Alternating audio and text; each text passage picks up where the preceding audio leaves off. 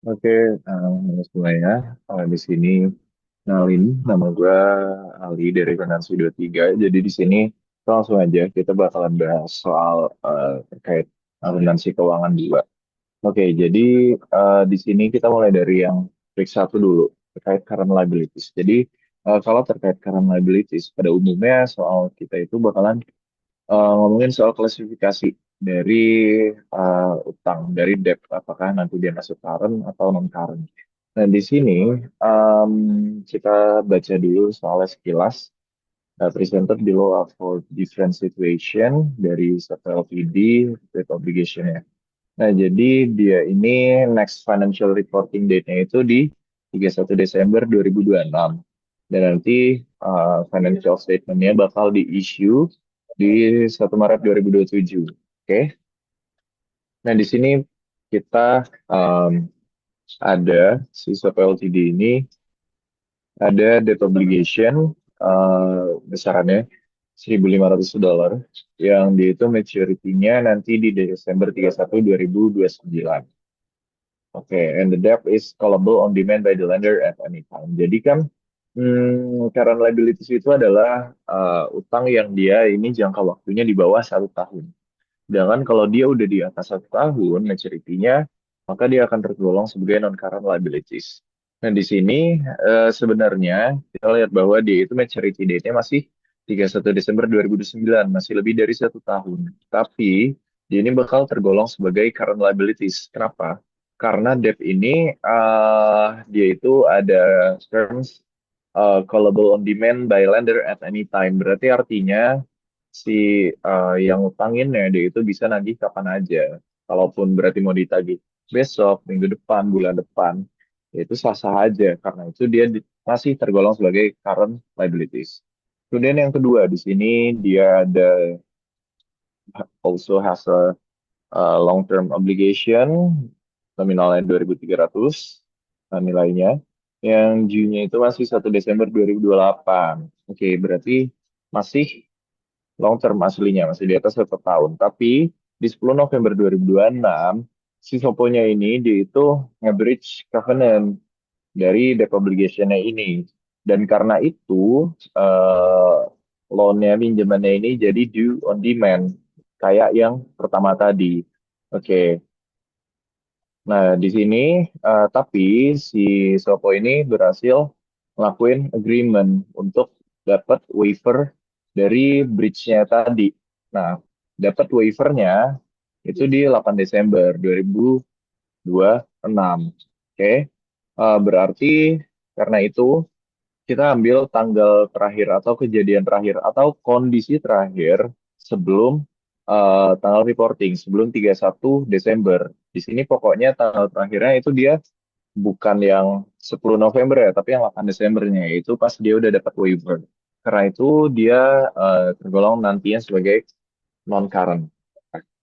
Di situ yang ketiga di sini dia ada long term obligation 3.000 euro, oke, dolar mungkin maksudnya. Nah, dia ini maturity-nya masih uh, nanti dia maturity-nya tuh over 3 years in the amount of uh, $1,000 per year.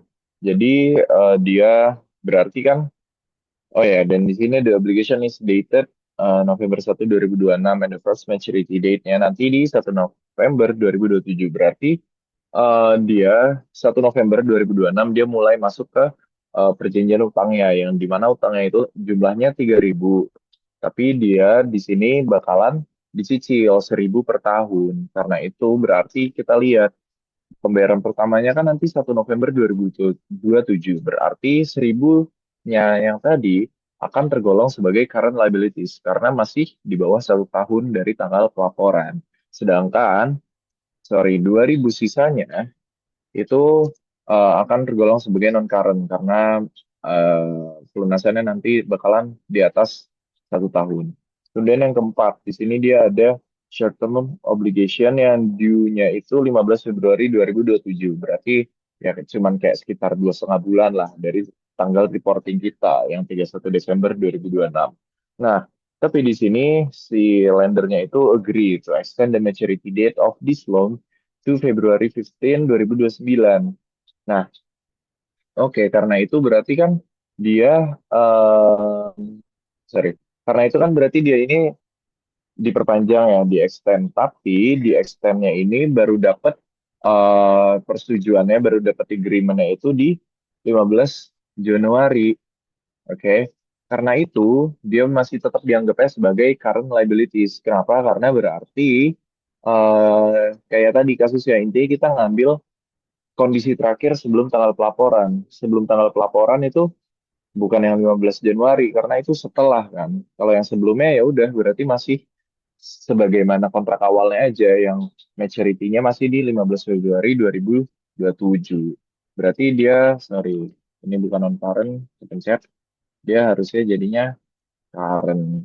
Nah, kemudian yang terakhir di sini dia ada debt $3.000 ke PT Jinshi yang maturity-nya nanti di 1 Mei 2030. However, di 1 Mei 2026, berarti masih masuk di periode pelaporan tahun ini, dia ini breach the covenant dari debt agreement-nya itu. Dan kemudian 1 Juninya dia itu dapat grace period until 1 Februari 2027.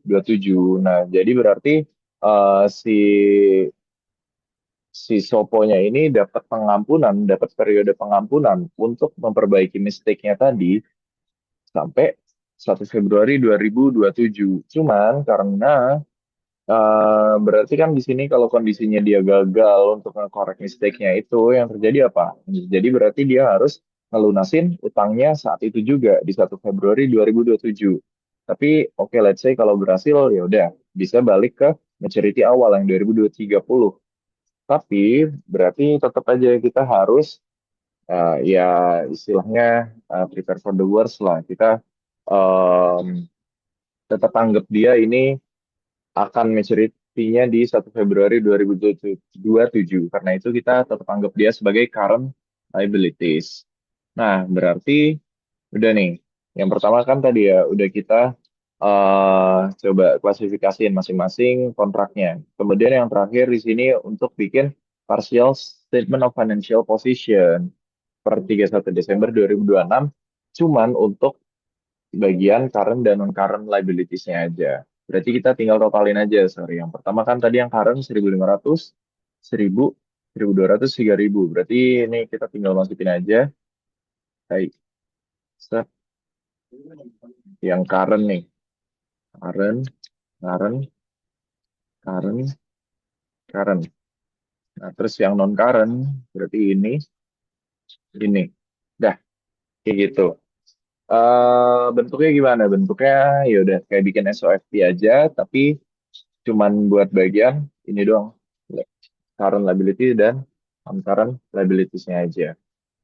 Oke. Nah, ini buat yang week pertama. Kemudian yang kedua, di sini ada problem 2A, ngomongin non-current liabilities. Oke. Intinya non-current liabilities itu apa? Intinya adalah utang jangka panjang yang dia itu maturity-nya di atas 1 tahun. Nah, sebenarnya gini, ketika kita ada utang jangka panjang, berarti kan kita harus bayar utangnya itu let's say 5 tahun lagi. Oke. Atau kalau di soal ini nanti kita baca dia itu 20 tahun. Kita bakal nih due-nya 20 tahun. Berarti kita bakalan ngebayar utang ini 20 tahun lagi. Nah, kan kita udah belajar konsep time value of money di di MK. Berarti kan nilai yang kita bayarkan nanti 20 tahun lagi itu yang ini 900 ribunya ini katakanlah dia itu kalau ditarik ke hari ini kan nggak sama nilainya. Oke. Nah, tapi padahal kita itu perlu untuk mencatat jurnalnya, akunnya di hari ini. Karena itu kita perlu pakai konsep dan value of money untuk mempresent value in dari utang kita itu ke hari ini. Agar bisa kita catat jurnalnya di hari ini juga. Oke. Nah, di sini kita masuk ke soalnya aja. Di 30 April tahun 2000, dia WiFi TBK nge-issue 8% bonds ke Capter with a par value of 900 ribu, due-nya 20 tahun, dan di-issue dengan yield 10%, and were callable at 102 at any date after April 30, 2008. Berarti, oke, maksudnya yang callable ini tuh apa? Maksudnya berarti si WiFi yang pihak yang ngutangnya ini dia itu berhak untuk melunasin utangnya kapan aja. Tapi nanti setelah 30 April 2008, berarti nggak harus nunggu 20 tahun. Kalau nunggu 20 tahun kan nanti 2020. Nah, dia bisa ngelunasin langsung sekaligus, tapi di harga ini 102. Maksudnya 102% dari par value-nya. Kayak gitu. Oke? Baik. Nah, di sini kita hmm, ke yang paragraf keduanya di sini dibilang kalau si siapa? Dah, kalau di sini because of lower interest rates and a significant change in the company's credit rating, it was decided to call the entries issue on April 30, 2009 and to issue new bonds to IKBI. Jadi kayak karena suku bunga acuan atau market interest rates itu turun nih pas tahun 2000 pas pertama kali dia nge-issue dibanding ke pas ini 30 April 2009 udah 9 tahun terus ternyata turun suku bunga acuannya. Nah, akhirnya dia memutuskan udahlah mendingan gua lunasin aja utang yang lama nih yang udah di-issue dari tahun 2000. Kenapa? Karena bunganya itu dia terlalu mahal kalau dibandingin sama bunga di tahun ini di tahun 2009. Oke, karena itu dia putusin buat udahlah dilunasin aja, gue ganti aja dengan gue nge-issue utang baru. Di sini dia nge-issue utang baru ke IKBI dengan rate-nya kuponnya 6%, par value 1.200.000, di-issue di yield-nya 5% and maturity-nya 20 tahun. Terus di sini dibilang bahwa interest payment dates-nya itu 31 Oktober sama 30 April for old and new bonds. Berarti dua-duanya itu adalah semi annual. Oke, yang pertama di sini kita udah masukin buat dia informasi-informasinya lah, par value-nya, space semi annual, durasinya, bla bla bla. Ini tadi ya, durasinya 20 tahun, tapi karena semi annual berarti kita kali dua. Kuponnya karena dia 8%, tapi karena semi annual kita bagi dua. Ini juga yieldnya, ini yang old, ini yang new. Nah, habis itu diminta untuk nge-prepare journal entry untuk si Wi-Fi-nya ini di tanggal bond purchase. Berarti kalau dari sisi Wi-Fi sih bisa dibilang pas tanggal dia nge-issue. Nah, di sini dia kan ada nge-issue dua kali ya. Yang pertama 30 April tahun 2000 untuk yang old, sama 30 April tahun 2009 untuk yang new. Sebenarnya jurnalnya quite simple. Debitnya cash, kreditnya bonds payable. Logikanya cash ada di debit karena ya lu yang ngutang berarti lu yang dapat uang. Terus kenapa bonds payable di kredit? Ya logikanya adalah ya udah lu tinggal catat aja utang lu di kredit kayak gitu. Utangnya di sini bentuknya sebagai bonds payable. Cuman yang akan agak challenge adalah untuk ngitung ininya. Berapa sih nilai yang mau kita catat? Nah, caranya gimana? Cara untuk menentukan ini adalah em, kita itu perlu present value in si bonds kita. Gimana cara kita nge-present value in dari bonds kita? Jadi, oke, jadi tuh bonds kita nge-present value in-nya adalah dengan cara kita pisah ini. Sebelumnya kan kita paham bahwa dalam bonds itu ada dua kontraktual cash flow-nya, yaitu untuk principal dan juga untuk si um, kuponnya, untuk interestnya. Oke, sini berarti kita harus nge-present value-in dari keduanya. Oke, berarti kita harus hitung untuk yang old dulu nih, PV dari prinsipalnya itu berapa? Adalah sebesar ini. Berarti par value-nya kita kali sama apa? Kita kali di sini kan udah ada present value factor-nya nih. Present value factor-nya ini tinggal kita pakai yang mana? Yang PVF atau PVFA. Kalau yang PVF aja itu adalah present value factor yang biasa, yang kita tinggal narik satu titik aja gitu. Tapi kalau PVFA itu adalah konsep anuitas, A-nya itu annuity. Berarti kita akan menarik cash flow yang dia itu ada banyak nih, constant kayak gitu. Nah, tinggal kita pakainya yang berapa? Ini 40 periode semua karena ya tadi ya 20 tahun tapi karena semi annual berarti dikali dua. Nah tinggal ini kita pakai rate-nya yang berapa? 2,5%, 5% apa 10%. Nah untuk yang old bonds berarti kan tadi nih marketnya 5%. Kita pakai yang 5% karena udah semi annual. Berarti kita tinggal kali sama present value factor yang ini. Oke, set, set. Nah, ini adalah present value-nya. Habis itu dari prinsipalnya. Sekarang untuk ngitung present value dari si kuponnya. Gimana caranya? Caranya adalah, oke kita tentuin dulu pembayaran kuponnya berapa. Caranya adalah, oke mungkin ini masukin dulu. Kuponnya adalah sebesar 900.000 dikali ini 4%. Oke, setelah itu um, kita perlu tadi present value dari si kuponnya ini. Caranya adalah dengan dia dikali sama ini present value factor yang annuity. Oke, jadi tinggal ini kita kali sama nilai ini. Ya, jadinya segini.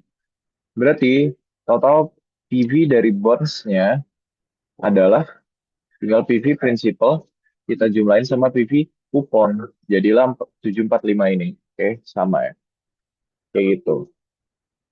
Oke, set. Oke, nih.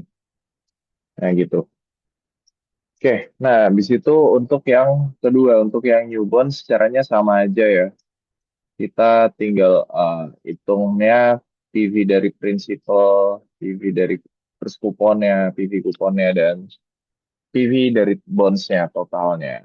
Oke, nah berarti untuk yang ini caranya tinggal PV dari prinsipalnya, dia adalah ini 1.200 ini kita kali sama yang mana? Nah sekarang sama pakai PVF aja, nggak annuity. Tapi pakai kuponnya, sorry, pakai yieldnya yang mana rate-nya? Kita pakai yang 2,5% karena yang new bonds tadi ini 2,5%. Berarti kita pakai faktor yang ini, kita kaliin aja. Set. Dah, di situ kuponnya berapa? Kuponnya dia berarti tinggal par value dikali sama kupon rate. Dan 36.000 juga sama kayak yang old berarti. Nah, tinggal kita present value in. Berarti 36.000 ini tinggal kita kali sama rate yang annuity yang pakainya 2,5%. Berarti tinggal kali ini. Dah. Jadi nanti PV dari bondsnya adalah segini. 1,350,616. Oke. Dah. Itu pertama untuk record bonds-nya.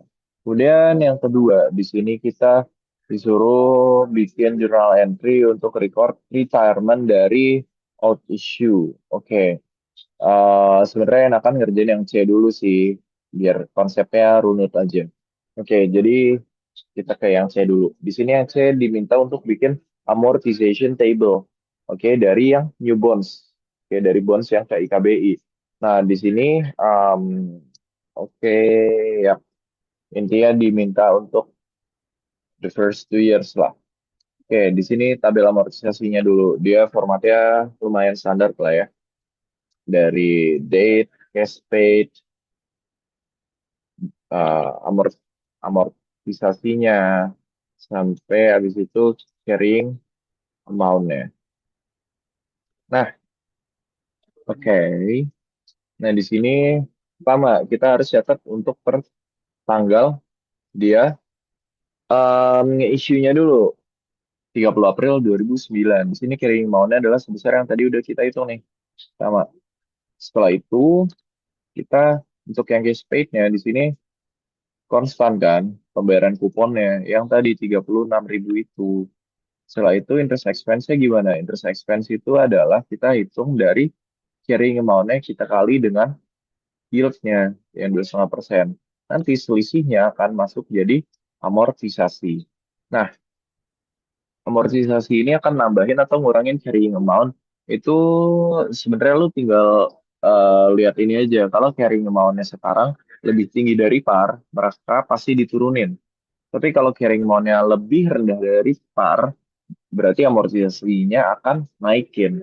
Karena pada akhir tabel amortisasi, ini kalau kita bikin full 20 tahun, maka di akhir pasti carrying amount-nya sebesar par value-nya. Kayak gitu. Ini tinggal kita masukin, dan nanti kita dapat. Oke, baru kita balik ke yang B dulu ya. Ke yang B di sini, tadi ditanya nih, kalau seandainya kita nge-retire si bonds yang lama, kayak di 30 April 2009, kira-kira gimana? Ini loss apa gain gitu? Tapi di sini dikasih tahu kalau unamortized discount dari bonds-nya itu dari carry amount-nya adalah 118.470. Nah, jadi kan untuk kita bisa tahu ini gain atau loss, kita tuh harus nge-compare berapa sih nilai yang kita bayarin dibandingkan dengan carrying amount dari barangnya sendiri. Ya kurang lebih mirip-mirip kayak fixed asset lah. Kalau kita jual fixed asset, kita harus compare antara carrying amount sama price-nya. Di sini carrying amount-nya itu kita kan nggak tahu ya. Sebenarnya carrying amount itu bisa didapatkan dengan cara kita ngeliat ke amortization table-nya. Oke. Tapi kita bisa dapetin di sini dengan cara gimana? Dengan cara kita kurangin aja par value-nya dengan unamortized discount. Kenapa? Karena sebenarnya carrying amount tadi kan dibilang ya, carrying amount itu, iya carrying amount itu kalau udah sampai habis, itu pasti jadi 900.000. Atau kenapa maksudnya 900.000 di sini karena par value-nya 900.000 ya. Nah, sedangkan kita kan pertama nge-issue 745. Oke, berarti intinya unamortized itu adalah ngomongin kayak berapa sih yang belum terdiskon menuju ke par value-nya kayak gitu. Ya, jadi sama aja selisihnya sih gitu. Makanya dikurangin. Ntar dapat nilai segini, kita bandingin, maka kita dapat di sini selisihnya. Jadi loss-nya. Oke. Kenapa loss? Karena ya berarti kita bayar sebesar 918 sementara value barangnya sendiri atau bondsnya sendiri di sini cuma 781 sehingga selisihnya itu dianggap sebagai loss. Oke, dan kita lanjut ke yang D. Di sini disuruh bikin entry untuk Oktober 31, 2009, berarti pas kita ngelakuin pembayaran tadi, dan per tanggal 31 Desember 2009, berarti untuk adjusting entries-nya, untuk persiapan laporan keuangannya. Jadi berarti pertama nih, pas 31 Oktober 2009, di sini kita ngejurnalnya gimana? Kita ngejurnalnya, kalau gue sih seringnya ngurut dari tabel amortisasi sih. Berarti cash paid nih, cash paid itu berarti kita keluar uang, berarti cash di kredit sebesar berapa? Ini 36.000.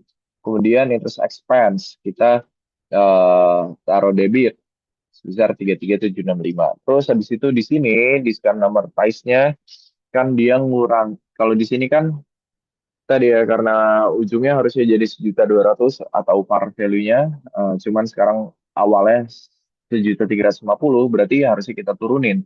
Berarti dengan cara kita nurunin bonds payable adalah dengan kita catat dia di debit. Maka di sini debitnya bonds payable sebesar ini 2235-nya. Oke, habis itu gimana nih?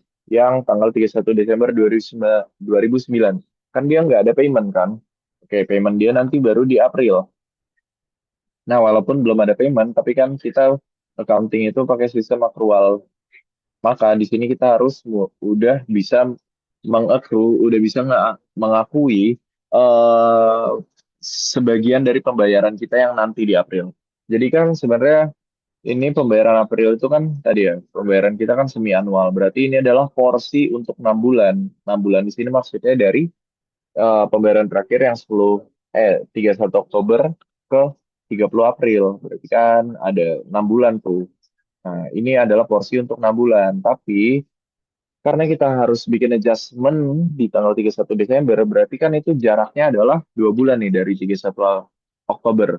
Maka berarti kita basically tinggal ngambil aja porsi dari pembayaran yang ini, yang 6 bulan ini, kita ambil berarti 2 bulan ya, berarti 2/6. Maka nanti hasilnya ya jurnalnya sama aja, ini tinggal kita ambil 2/6 aja. Ini 12 adalah 2/6 dari ini adalah 2/6 dari ini adalah 2/6 dari ini. Oke, Kayak gitu aja. Nah, sekarang lanjut ke non-current liabilities lagi. Sebenarnya ini soalnya nggak beda jauh dan nggak terlalu common untuk keluar juga, tapi kayak menarik aja soalnya sih.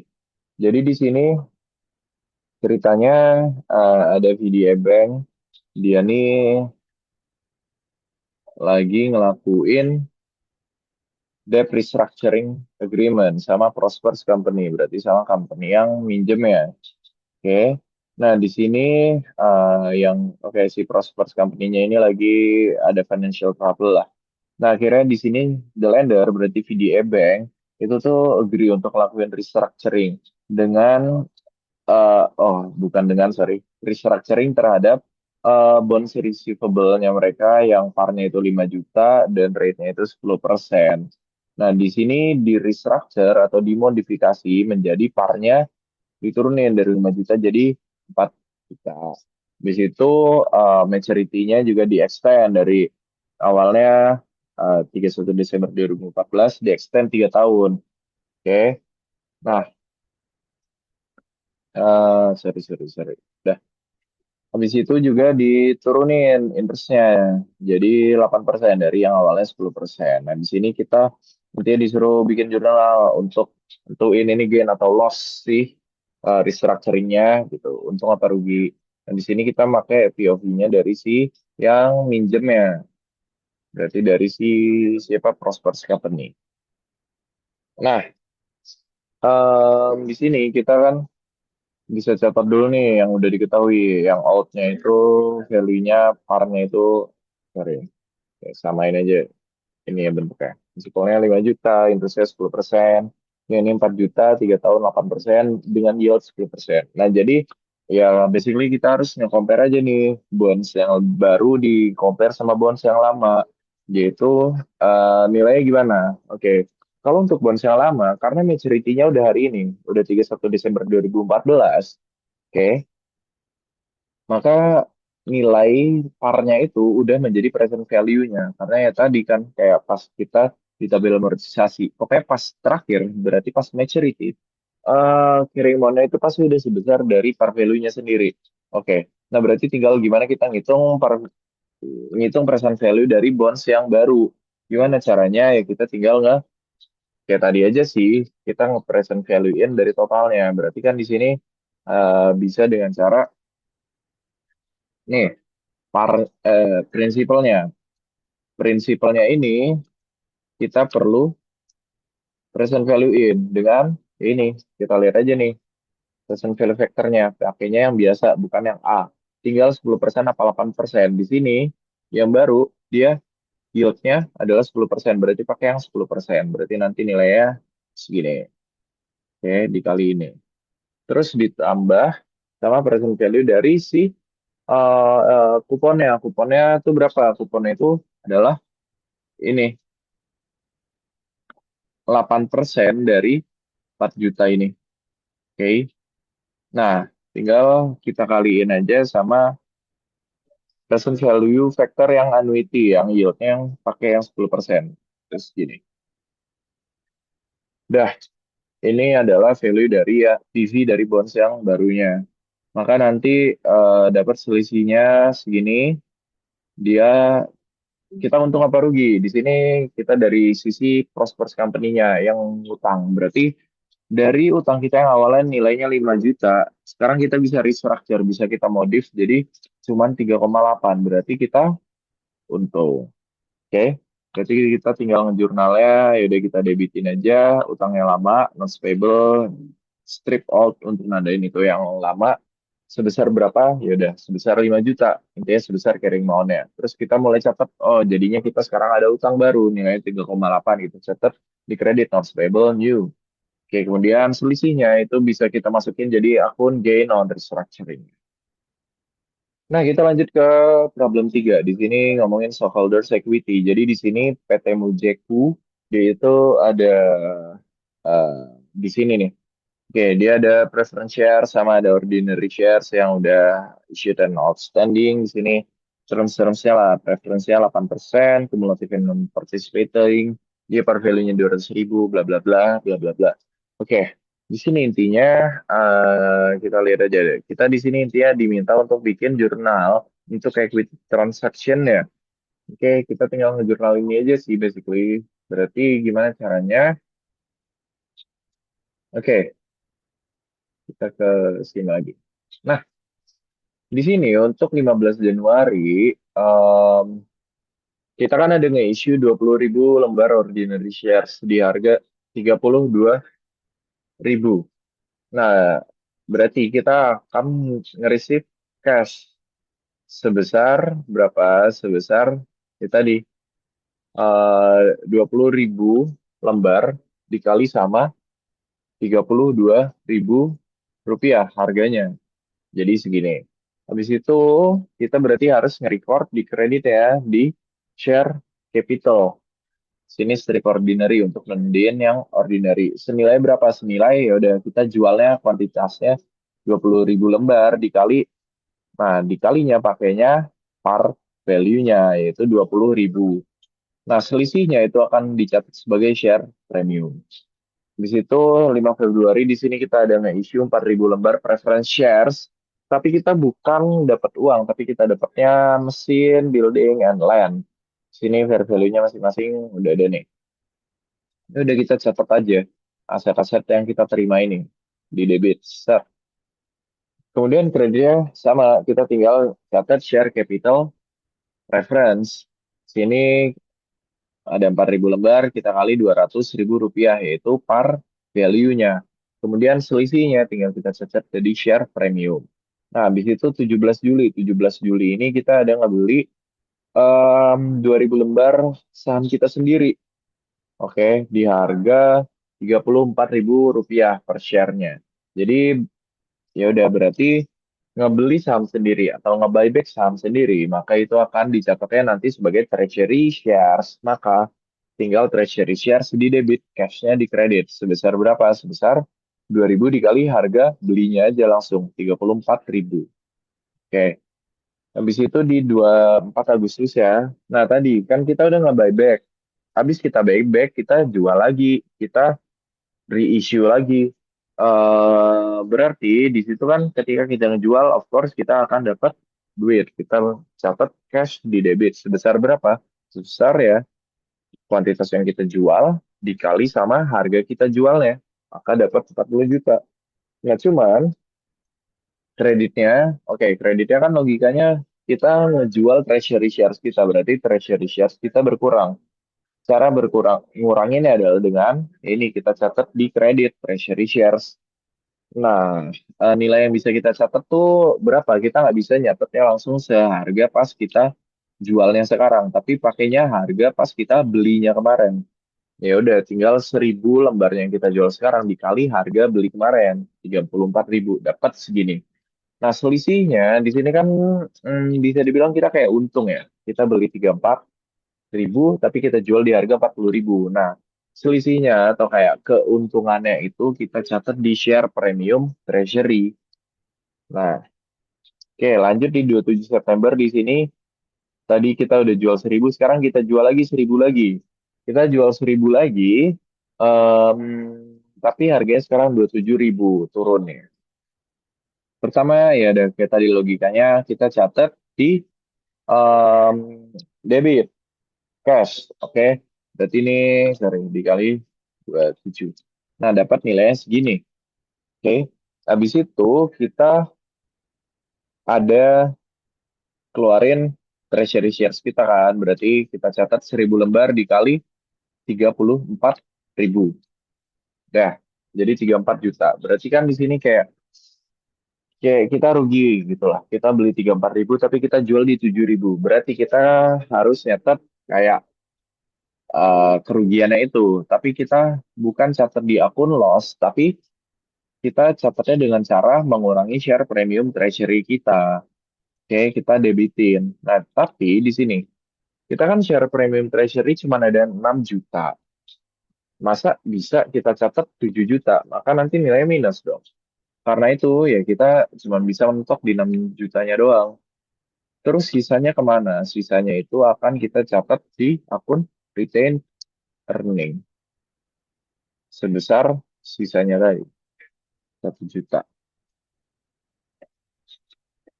Dah, kayak gini. Habis itu di 29 Desember, si Mudeku ini dia ngelakuin ngelakuin stock split 2 for 1. Artinya dia ngebikin 2 lembar saham dari 1 lembar. Berarti saham lembarnya bertambah. Tinggal kita kali 2. Nah, sebenarnya dia tuh nanti no entry nih ya. Tapi walaupun no entry, kita tetap harus recap jumlah share outstanding kita setelah stock split. Karena apa? Karena nanti bakal ngaruh ke yang 31 Desember ini. Nah, di sini kalian bisa bikin di account gini atau bisa pakai hitungan sederhana tinggal ya udah operasi tambah kurang gitu juga nggak masalah sih. Oke, tapi di sini gue bakal nyontohinnya kalau pakai kayak di account ala-ala gini lah. Oke, untuk yang ordinary sama preference harus kita pisah. Yang ordinary, beginningnya itu tadi udah ada di soal nih. Yang ini, di awal udah ada 50.000 shares issued and outstanding. Berarti kita catat di beginning. Habis itu nanti tadi yang Januari 15 kita ada nge-issue 20.000 lembar saham lagi yang ordinary berarti nambah 20.000. Tapi habis itu 17 Juli kita ada ngebeli lagi berarti kita narik saham ordinary kita 2.000 berarti dikurangin. Tapi habis itu kita jual lagi ini 1.000 kita jual lagi 1.000. Maka totalnya di 29 Desember tapi sebelum stock split itu 70.000. Nah, karena ada stock split 2 for 1 berarti kita kali 2. Maka jumlah shares outstandingnya after stock split itu jadi 140.000. Nah, oke, di situ sekarang buat yang si preference shares. Tadi di awal di sini di soal juga dikasih tahu kalau dia ada 5.000 share issued and outstanding. Berarti 5.000 ini, kemudian kita tambahin di 5 Februari ada nambah nge-issue lagi 4.000. Berarti total issue dan outstandingnya jadi 9.000. Kemudian karena ada stock split, kita kali 2 jadi 18.000. Nah, jangan lupa para value-nya itu juga berarti akan kalau jumlah sahamnya naik, par value-nya akan turun. Ya udah, jumlahnya dikali 2, par value-nya dibagi 2. Kayak gini. Jadi par value-nya setelah stock split turun jadi cuma 100.000 rupiah untuk si preference. Ordinary juga sih sebenarnya. Berarti kalau ordinary dari 20.000 turun jadi 10.000. Nah, di sini tanggal 31 Desember kita ada declare cash dividend for common shareholder. Berarti yang ordinary itu sebesar 250 rupiah per share. Dan juga intinya kita juga bakal nge-declare dividen di sini untuk preferred shareholders. Dan di sini dikasih tahu dividennya bakal dibayar ke pemegang saham yang tercatat di tanggal 19 Januari, berarti ini adalah recording date-nya. Terus ini payment-nya di 31 Januarinya. Berarti di sini kan di sini kan 31 Desember adalah tanggal declaration. Di declaration di sini kita nanti harus nyatet retain earning-nya. Oke. Nah, kita berapa yang harus kita bagiin jadi dividen. Di sini kita harus hitung dulu. Tadi ordinary shares kita sekarang ada 140.000 lembar yang outstanding. Tinggal dikali sama jumlah sama nilai dividen per lembarnya itu 250. Di situ yang preference. Di sini ada 18.000 lembar shares outstanding tadi setelah stock split. Nah, preference ini dikasih tahu kan tadi di soal kalau dia itu 8%. 8% ini maksudnya apa? Maksudnya dia dapat bunga itu sebesar sebesar 8% dari apa? Dari par value-nya. Berarti di sini kita bisa hitung aja dengan cara nih 8% dikali sama par value-nya yang baru terus dikali sama ini nilai jumlahnya after stock split yang 18.000. Maka nilainya segini. Dah, kalau di total itu adalah nilai dividen yang akan kita bayarin. Jurnalnya gimana? Jurnalnya sesimpel tinggal return earning, cash dividend, payable. Nah, yang ini oke, senilai ini totalnya 179. Nah, habis itu 31 Desember dia juga oke, kayaknya di soal ini kehapus deh. Udah nanti gue tambahin Tapi intinya di soal ini tuh kita ada record net income sebesar 360 juta. Ya udah intinya kalau nge-record net income di sini kita diminta untuk bikin closing entries-nya aja. Um, kita close dengan income summary di debit, retainer-nya yang di credit sebesar net income itu sendiri. Di situ tadi kan di soalnya dibilang pas tanggal 19 Januari itu adalah jadi recording date-nya. Jadi recording date itu di ya no entry, kemudian nanti di 31 Januarinya 2027 di sini baru kita bayar, berarti tinggal payable-nya yang dibalik sama cash. Oke, kita lanjut ke problem 4, debt investment. Di sini terkait dengan debt investment, kita sebenarnya masih bakalan mirip sama yang si non-current liabilities. Nah, oke. Di sini untuk yang non-current liabilities, dia mirip-mirip sama. Oke, kita baca dulu aja soalnya sekilas. Di sini intinya PT Vario, bla bla bla bla. Dia intinya ngedesain untuk beli ini PT Berdi Bonds. Bondsnya PT Berdi di harga ini 171 juta dengan par value-nya atau nominal value-nya itu 200 juta. Nah, bondsnya ini tenornya 5 tahun dengan kuponnya 8%, dibayar anual, dan efektif interest rate-nya berarti yield-nya itu 12%. Nah, habis itu bla bla bla, estimate SPPI kriteria, dan lain-lain. Oke, di sini intinya kita lihat dulu ke soal apa instruksinya. Yang pertama disuruh nentuin and explain briefly the proper measurement method for debt instrument on by PT Vario. Di sini kita pakai SPPI test sama business model test. Jadi tuh intinya untuk debt instrumen, debt investment ini dia itu sebenarnya ada tiga, bisa jadi amortized cost, bisa FVOCI, bisa FVTPL. Caranya tinggal nentuinnya gimana, nentuinnya ya di sini pakai SPPI sama business model test. Jadi kalau seandainya nih bisnis modelnya dia hold to collect atau hold to collect and sell, berarti dia nanti masih kita turunin lagi nih. Tapi kalau bukan dari dua ini, katakanlah for trading, ya dia berarti langsung directly menuju ke FVTPL. Perlakuannya pakai FVTPL. Di situ untuk SPPI, tes. SPPI itu kepanjangannya adalah solely payment on principal and interest. Berarti pembayarannya atau keuntungan yang kita bakalan dapat dari instrumen ini, dari instrumen investasi debt investment ini, ya udah cuma dari principal sama interest aja. Berarti intinya kalau ada di luar dari itu, berarti dia nggak memenuhi kriteria SPPI.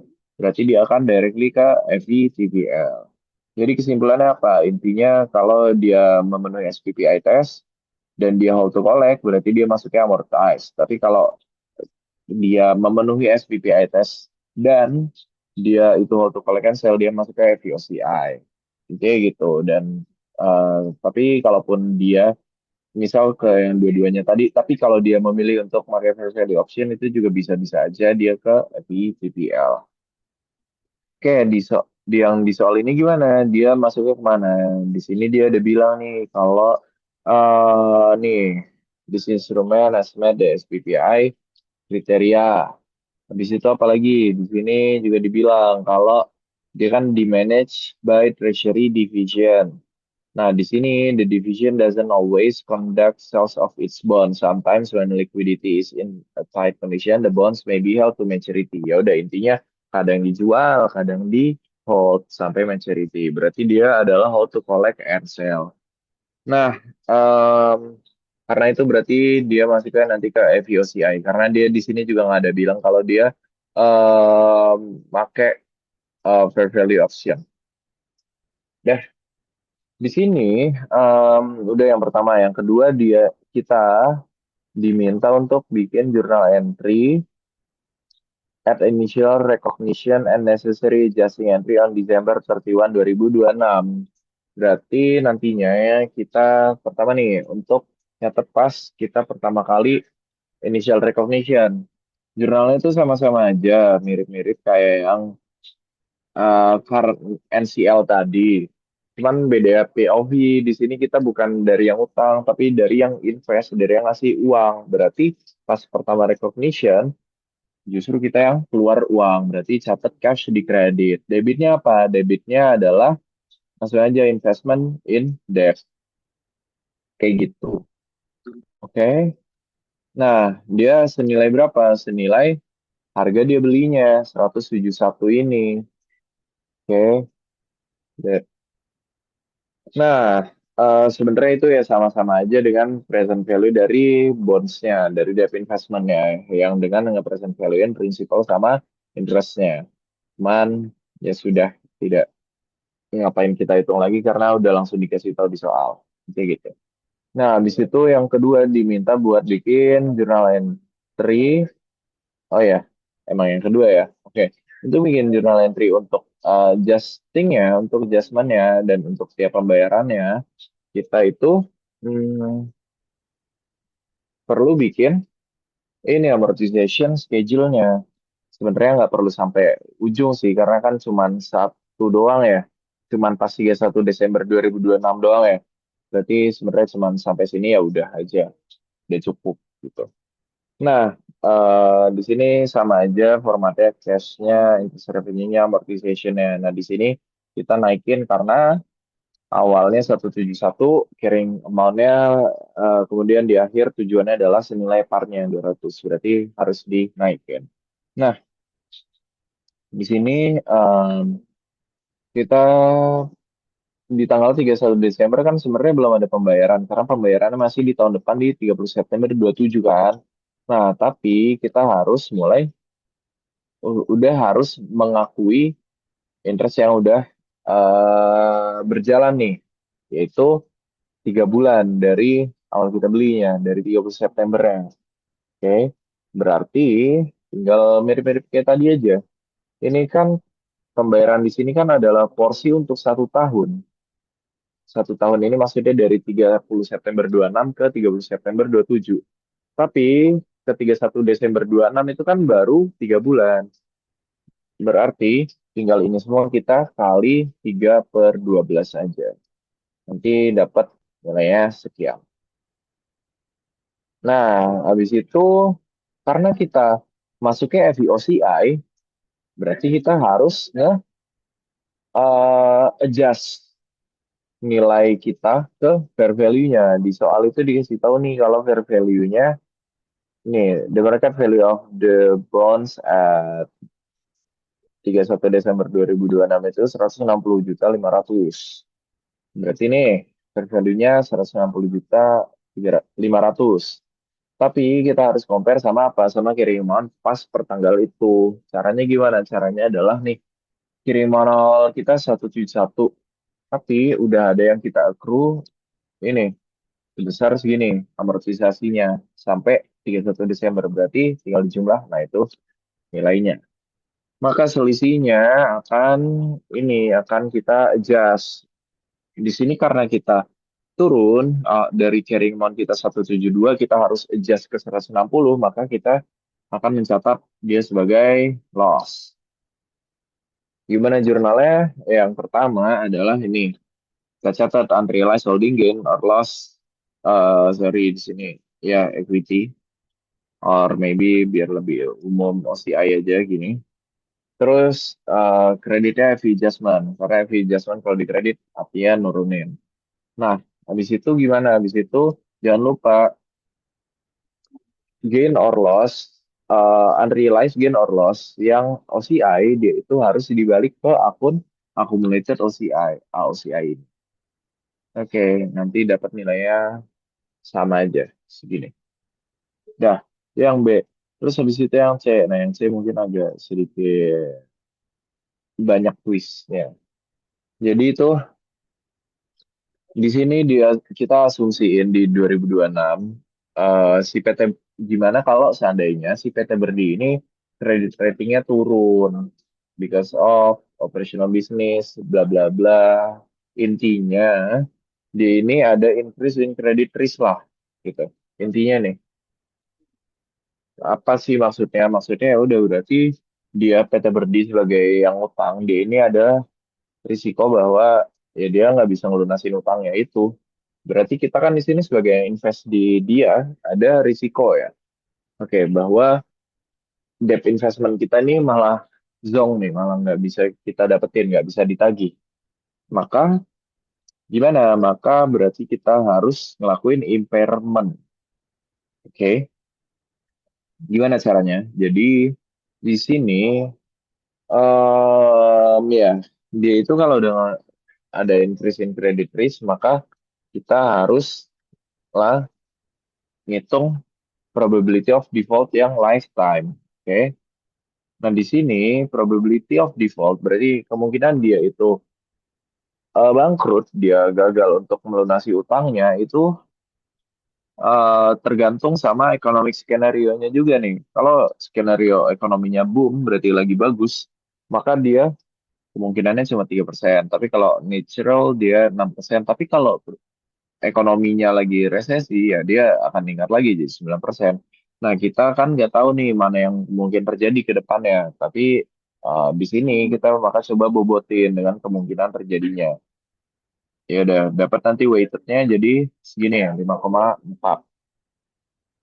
Nah, di sini tuh case-nya kayak kita bukan di bukan di tanggal yang berbeda sama yang poin B ya. Ini ada di tanggal yang sama, 31 Desember 2026. Cuman bedanya ya bisa dibilang kayak beda skenario lah, kayak gitu lah. Alternate universe-nya lah gitu. Nah, di sini berarti kan kita harus impair. Gimana cara nge-impair ya? Berarti tadi probability of default yang udah kita bobotin itu harus dikali dengan carrying amount-nya. Maka dia akan jadi ini impairment-nya segini 9.000. Nah, selisihnya itu kan masih ada. Oke. Tapi, sorry, sorry. Ngelantur gue. Oke, jadi intinya reserve value-nya dia itu kan per 31 Desember sorry 2026 ya. Dia itu kan harusnya jadi 160.500 nih. Sementara after di impair aja dia masih kurang. Karena nih, kalau after di impair aja berarti baru segini. 162 nilainya. Oke, berarti untuk dia jadi fair value-nya di segini masih perlu ada adjustment sebesar 2.000 ini. Kita kurangin lagi. Nah, berarti sekarang kita tinggal ngejurnalnya aja. Pertama, yang ini jurnal yang sama persis ya untuk nge-record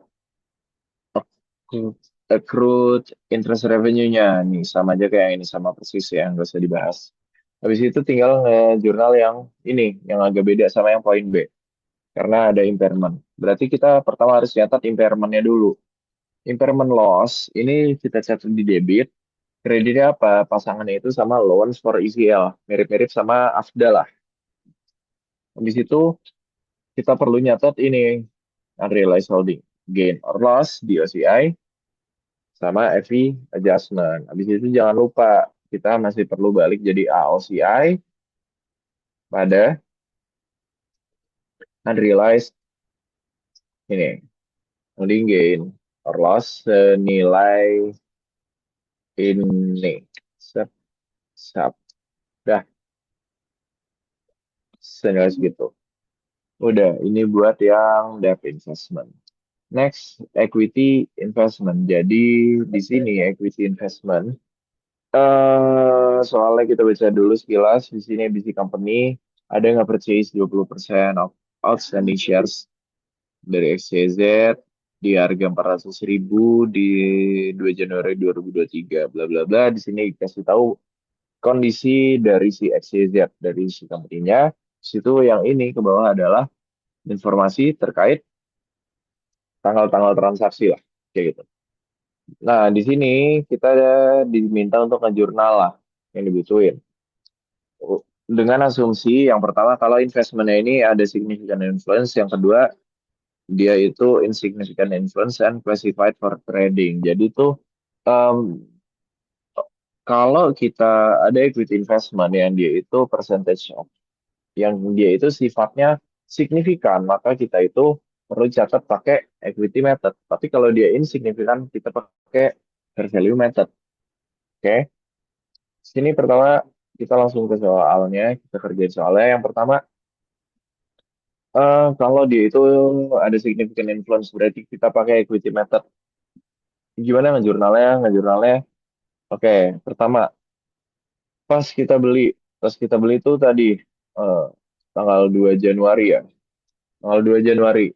Berarti kita tinggal catat aja debitnya apa? Debitnya adalah investment in perusahaan yang kita beli, namanya CZ.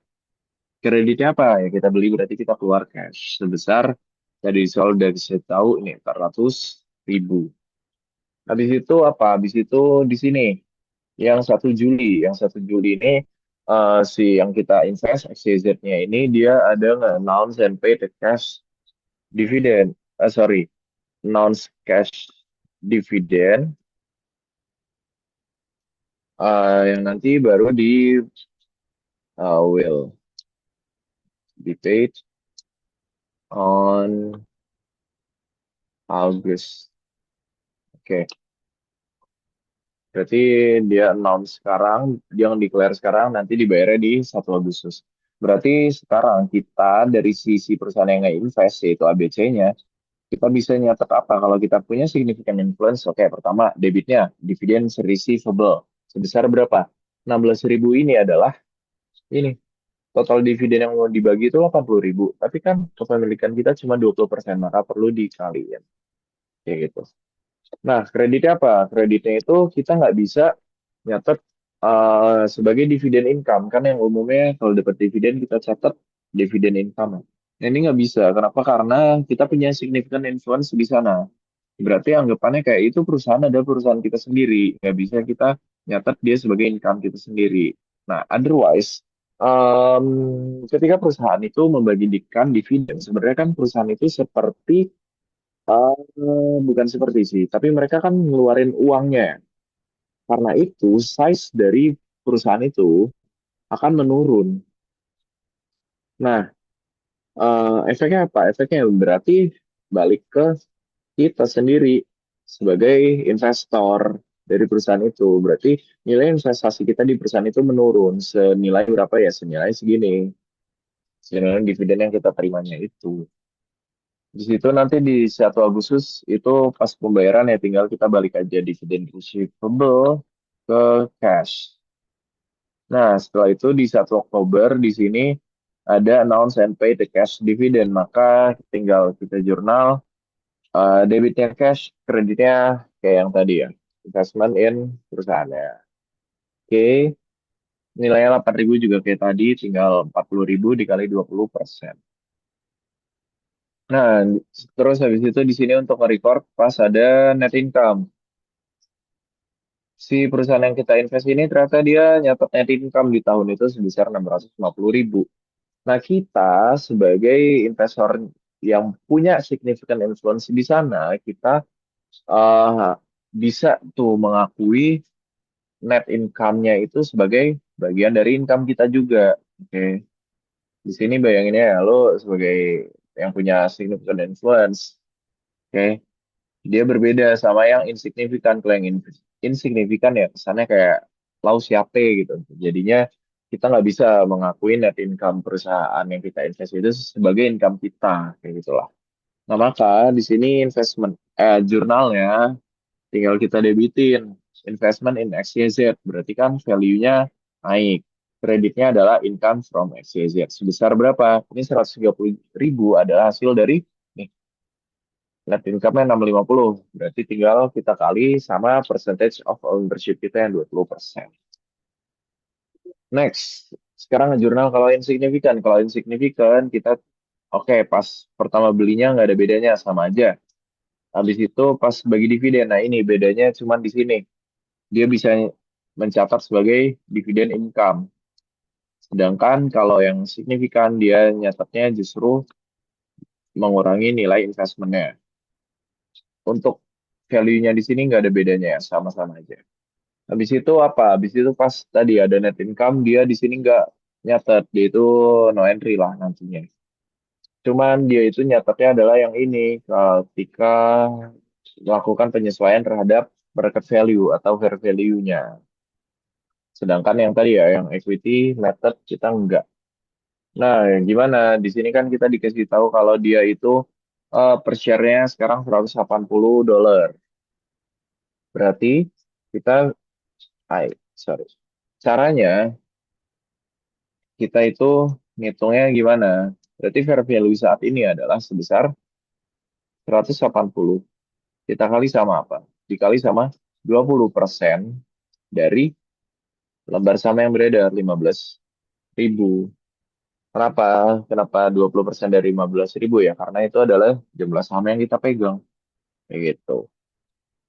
Di situ kita compare sama acquisition cost kita atau sama carry amount kita yaitu 400.000 kan.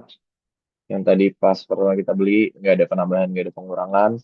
Maka jadinya ini ke 100 selisihnya 140.000 harus jadi FV adjustment. Gimana? Punya debitnya FV adjustment di debit karena naikin kreditnya unrealized holding gain. Oke. Nah, next kita bahas list accounting. Di sini problem 6. Di sini ada PT Dongdoi, dia ini agree untuk list equipment-nya ke Kucap, ke PT Kucap. Berarti dia yang Dongdoi sebagai lessor, yaitu yang nyewain barang, Kucap sebagai lessee, yang nyewa atau yang minjem, yang make barangnya. Oke, di sini bla bla bla ada kita masukin aja di sini ada list termnya 5 tahun, estimated economic life 7 tahun, cost of equipment-nya 550, terus fair value asetnya itu 720. Ini ada residual value dia yang guaranteed 50.000. Terus rate yield dari si lessornya 5%, lessee-nya 6%.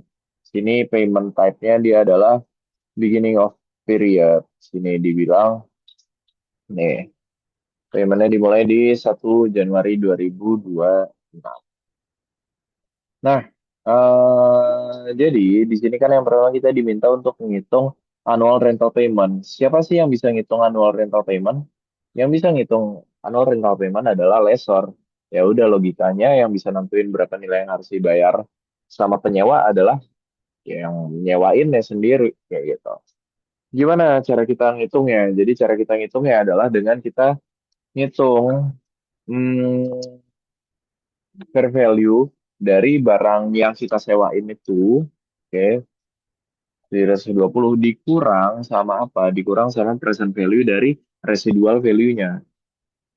Oke. Nah, logikanya tuh gimana sih? Jadi tuh logikanya kan kita punya barang nilainya 720.000. Itu mau kita sewain. Berarti kita harus minta orang yang nyewa bayarnya biar bisa nutup fair value barangnya itu sendiri dong. Oke. Nah, tapi kan di sini ada residual value-nya. Itu berarti pas orangnya selesai nyewa, pas dibalikin, masih ada value-nya barangnya. Sebesar berapa? 50.000. Nah, sebenarnya intinya kita berarti 50.000 yang residual value-nya ini kan udah dibalikin ke kita. Berarti seharusnya si penyewa yang make di sini PT Kucap, dia itu nggak seharusnya kita tagih dia nilai sebesar 50.000 yang tadi itu. Oke. Nah, karena itu kita harus kurangin. Tapi tadi 50.000 ini baru balik ke kita kan nanti 5 tahun lagi setelah sewanya selesai. Sedangkan kita harus tetap hari ini, makanya harus kita present value in dulu. Oke. Nanti dia bakalan jadi amount to be recovered. Berarti ya udah intinya senilai 680 inilah yang harusnya balik ke kita lah dari annual payment-nya itu. Udah, ini dapat nilainya. Oh iya, anyway untuk present value ini tadi ya udah dikasih rate-nya ini. Kita pakainya berarti Karena yang hitung adalah lesor, kita pakainya rate-nya lesor, yaitu yang 5%. Berarti pakainya PVF yang ini. Di situ tadi ya, ini kan nilai yang mau kita recover. Oke, sekarang untuk nentuin annual payment-nya berapa, ya sebenarnya intinya kan bisa sesimpel kayak, ya udah, ini Pak, nyewanya 5 tahun. Berarti ini tinggal kita bagi 5 aja nih, 680 ini. Oke, sebenarnya logikanya intinya kayak gitu. Tapi karena pembayarannya itu kan berkala tuh. Dalam 5 tahun dibayarin setahun, setahun, setahun, setahun. Sampai 5 kali, sampai 5 tahun. Berarti kan kalau kita mau catat di hari ini, dia itu time value of money-nya udah beda. Makanya harus di present value-in. Makanya kita pakainya konsep present value annuity. Berarti kita pakai faktor yang ini. Berarti 680-nya nggak bisa langsung dibagi 5, tapi dibaginya ini 4, something lah yang udah di present value-in itu. Udah dapet. Berarti ini gini aja. Ini dibagi sama ini. Set. Oke. Wait, wait, wait.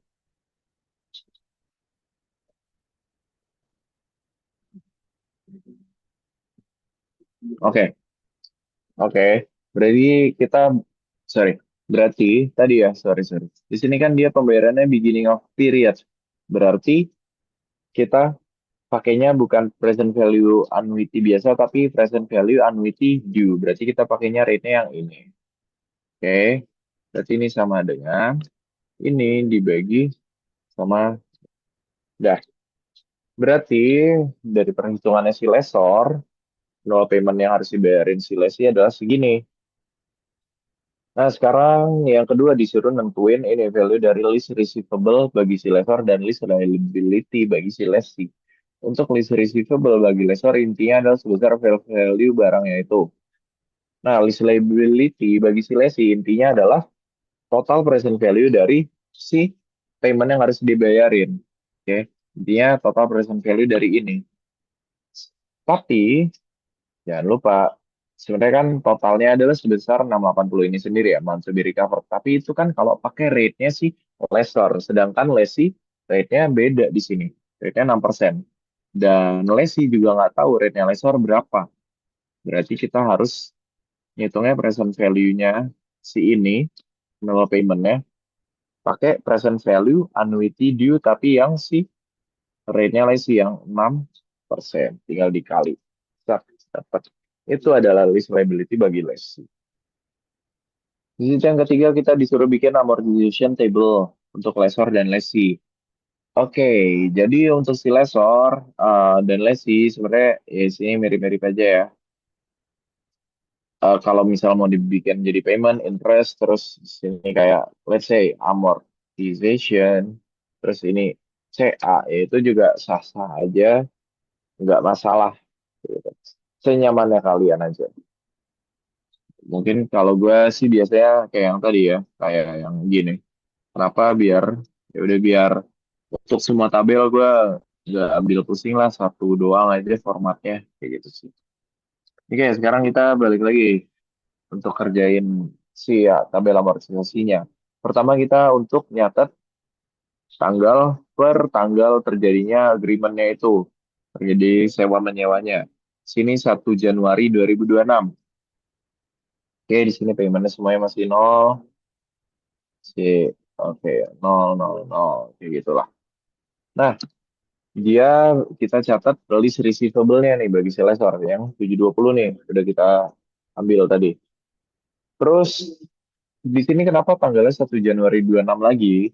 Karena yang atas intinya untuk nyatet list receivable awal, yang bawah untuk nyatet paymentnya karena paymentnya itu dilakuin langsung at the beginning di 1 Januari 2026. Oke, berarti kita tinggal catat paymentnya di sini 149. Interestnya di sini kenapa nol? Karena untuk mengakui interest itu berarti kita harus ada waktunya juga, waktu yang udah berjalan yang sehingga udah ada porsi yang bisa kita akuin. Di sini karena waktunya belum jalan dari kita mulai nyewa sampai ke tanggal pembayaran, ya kan masih di hari yang sama ya. Kayak waktunya masih nol, kayak interestnya nol. Berarti di sini amortisasinya tinggal ini dikurang ini, maka dapat segini. Oke, dah. Habis itu list receivable-nya gimana? Nah, list receivable-nya kalau ini tuh at the end dia harus jadi nol, maka kita kurangin.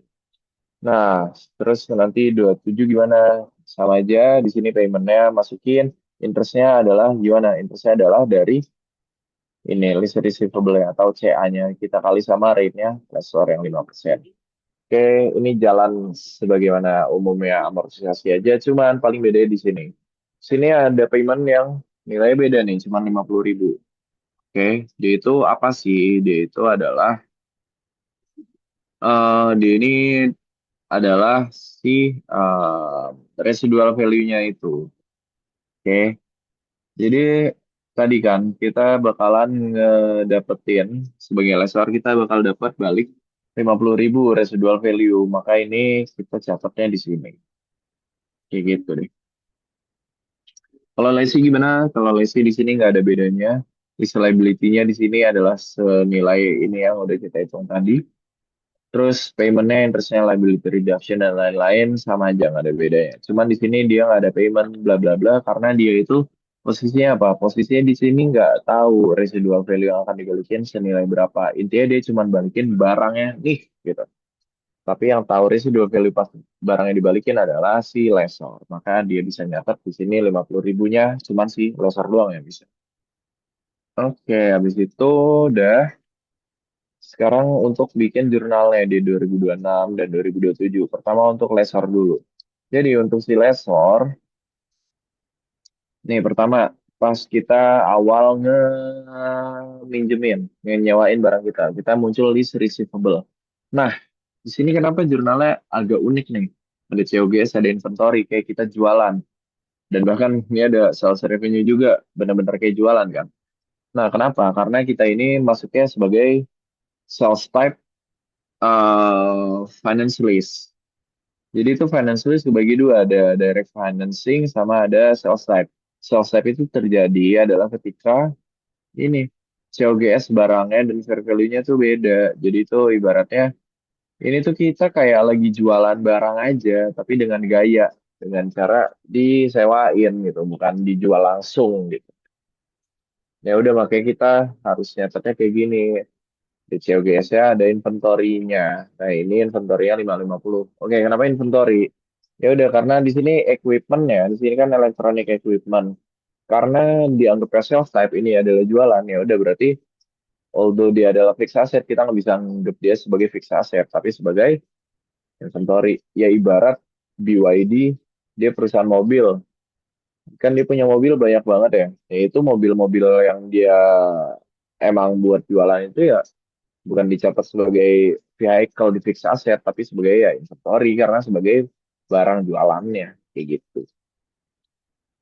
Oke, itu untuk nge-record ininya, receivable-nya. Terus sekarang yang ini adalah untuk nge-record payment pertama. Oke, berarti kita sebagai lessor dapat cash, terus list receivable kita berkurang. Nah, habis itu pas tanggal 31-nya di sini kita nge-adjust nih, kita bikin adjusting. Adjustingnya itu nah, agak beda dikit sama ketika ada non-current liability atau bonds atau obligation. Jadi tuh kita tinggal di sini ngakuinnya itu, nih 28512 itu adalah apa? Adalah ini interestnya. Jadi yang bisa kita akuin, di sini kan sebenarnya paymentnya baru nanti 1 Januari 2027. Bukan 31 Desember 2026. Tapi di sini kita diminta untuk bikin adjusting entry di 31 Desember 2026.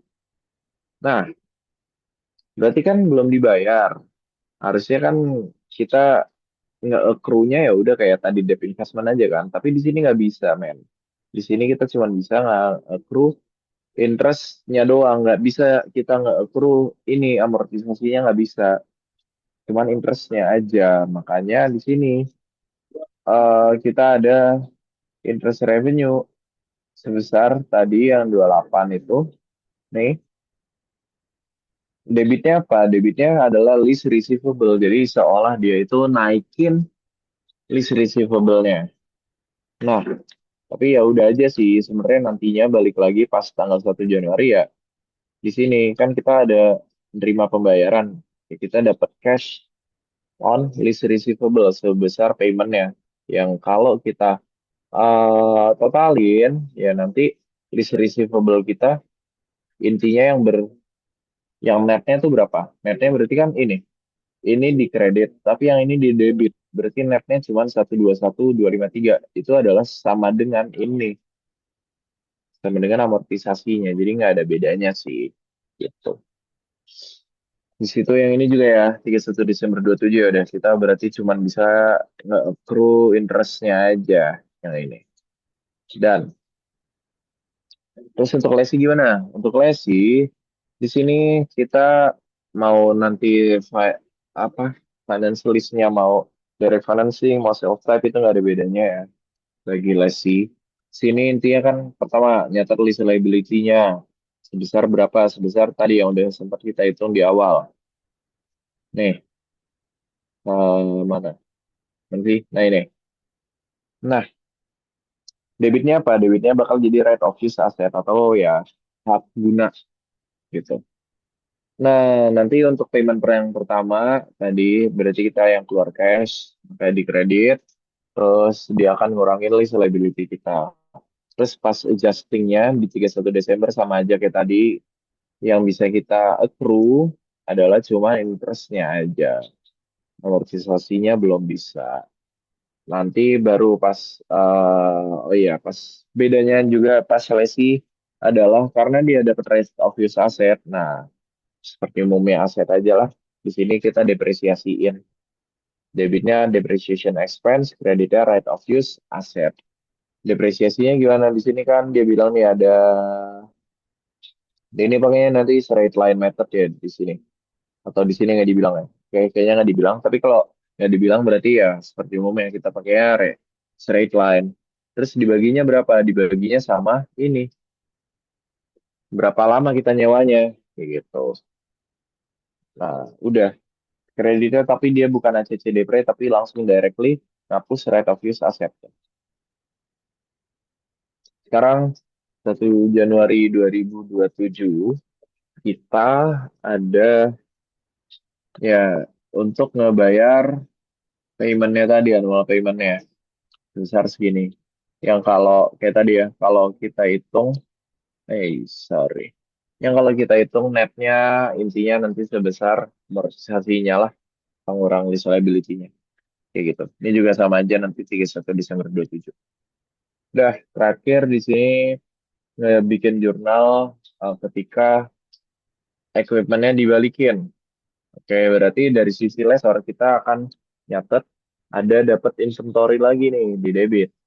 Kreditnya adalah tadi yang di tabel amortisasi ini interest revenue sama pengurangan receivable. Bagi lesi apa? Bagi lesi no entry. Kita nggak ngejurnal apa-apa. Kita cuma ngebalikin barang aja. Ini kayak terakhir banget. Di sini ada list lagi, tapi problemnya agak beda dikit. Di sini intinya di Strokes Company dia ada agreement untuk nyewain electronic equipment-nya ke Lennon Ltd yang termsnya non-cancelable 4 tahun.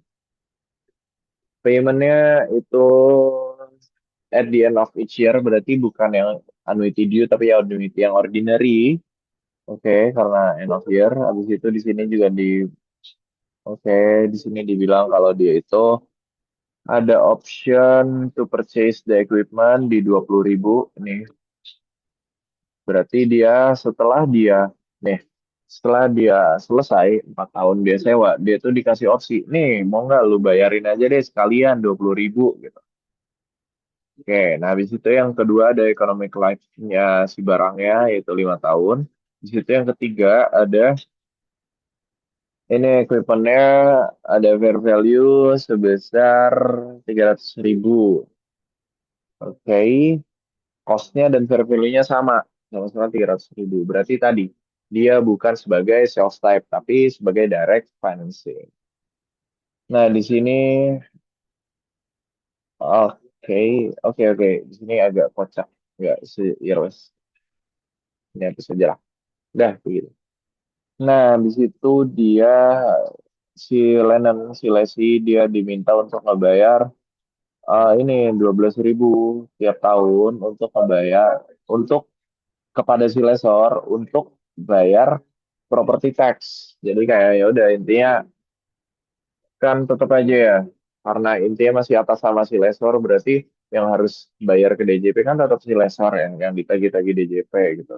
Nah, tapi ya nggak mau dong si lesor kan gue nggak make masa gue yang harus menanggung pajaknya makanya diminta ke lesinya itu si Lennon nih dong lu gua yang ditagih oke bayarnya berarti harus lewat gua tapi uangnya dari lu ya intinya kayak gitulah.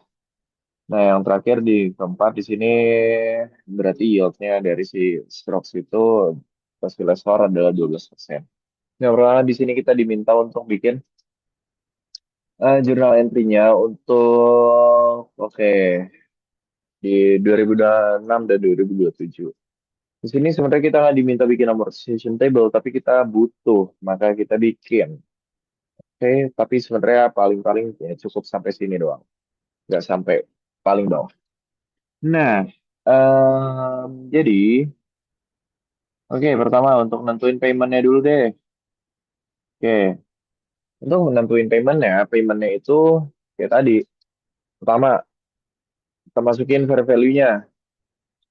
Intinya fair value-nya setelah itu kan kita kurangin sama apa tadi? Sama present value dari residual value. Tapi di sini agak unik dikit karena ada purchase option tadi. Yang mana purchase option-nya lebih murah dari residual value-nya. Berarti kita asumsikan bahwa si lessee most likely dia akan nge-exercise purchase option-nya. Karena itu yang kita pakai nantinya bukan nilai dari residual value, tapi dari purchase option yang udah kita present value.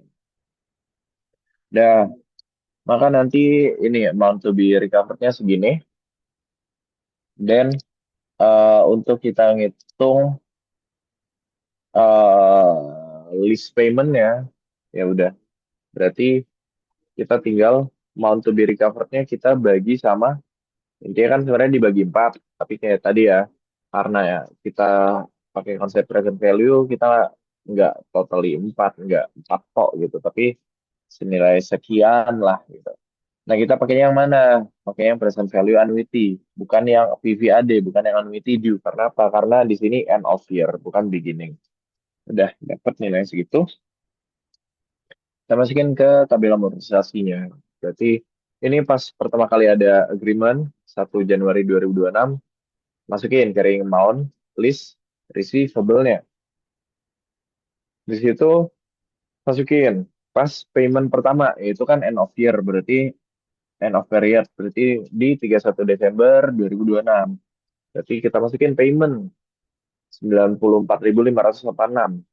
Nah, interest revenue adalah 12% dari carrying amount. Kenapa yang ini ada? Kenapa yang di soal sebelumnya nol? Ya udah, karena apa? Karena tadi yang sebelumnya dia itu dari pas kita pertama make, pertama kita nyewa, itu kita langsung bayar. Berarti kan belum ada waktu untuk si interestnya ini jalan ya. Makanya masih nol. Tapi kan di sini kita mulai nyewanya, kita mulai pakai 1 Januari. Tapi kita mulai paymentnya nantian di 31 Desember ya. Makanya udah ada waktu untuk si interestnya jalan. Makanya udah ada. Nah, nanti selisihnya jadi amortisasi. Terus amortisasinya dipakai untuk ngurangin carrying amount. Terus di sini nanti setelah payment yang terakhir dia akan ada apa? Akan ada tadi kalau yang soal sebelumnya residual value tapi yang ini kita pakainya bargain purchase option yang sebenarnya 20.000. Sini kenapa interest revenue-nya nol? Karena apa? Karena di sini dia ada di tanggal yang barengan nih sama paymentnya. Ibarat interest revenue-nya udah diambil, udah ditanggung, udah masuk ke payment dari yang ini. Sehingga pas dibalikin bergen purchase option-nya itu udah nol aja interest-nya. Udah nggak ada gitu. Udah. Nah, sekarang gimana jurnalnya tadi? Pertama, untuk nyatet list receivable. Nah, ini juga beda sama yang tadi. Kalau yang tadi kan self type, sehingga dia ada agak lebih ini nih, agak aneh dikit. Dia ada COGS-nya, ada sales revenue, ada inventory. Nah, kalau yang ini direct financing, kita bisa langsung aja kita taruh kreditnya adalah equipment-nya. Set, gitu. Nah, habis itu pas pembayaran pertama nih di 31 Desember 26. Sini si lesor berarti dapat cash. Oke, mungkin kayaknya di sini kenapa 106? Jadi mungkin gini aja biar enak. Sorry, kita pisahin aja nih si property taxes payable. Nggak usah kita masukin ke dalam perhitungan ini kali ya. Nah, sehingga cashnya kita adalah cuma sebesar 94 ini. Nah, habis itu apa? Habis itu kita selain buat yang ini adalah untuk tadi si property taxes payable-nya. Jadi kita ngedapetin ini juga. Senilai berapa tadi? Di soal dibilang 12.000. Nah, nilai 12.000. Nah, kayak gitu. Terus yang ini juga sama aja. Ini gua hapus aja deh biar tidak terlalu pusing. Enakan dipisah soalnya kayaknya. Udah, situ ini. Oke, berarti sekarang untuk yang ada property taxes payable. Nilainya sama aja segini. Udah, kayak gitu. Terus terakhir, assume si lesinya dia nge-exercise optionnya tadi, maka gimana jurnalnya dari si lesor? Ya udah kita tinggal catat pas tanggal exercise-nya, berarti kita dapat cash sebesar 20.000, oke? Karena ya udah, berarti kan dia ngebeli, terus kreditnya list receivable, kayak gitu. Tapi kalau seandainya dia balikin, bukan beli ya berarti bukan cash tapi adalah equipment. Udah, kayak gitu aja buat materi AK2 di paruh UTS ini. Good luck buat ujiannya, semangat belajarnya, banyak doanya. Oke, good luck guys, thank you.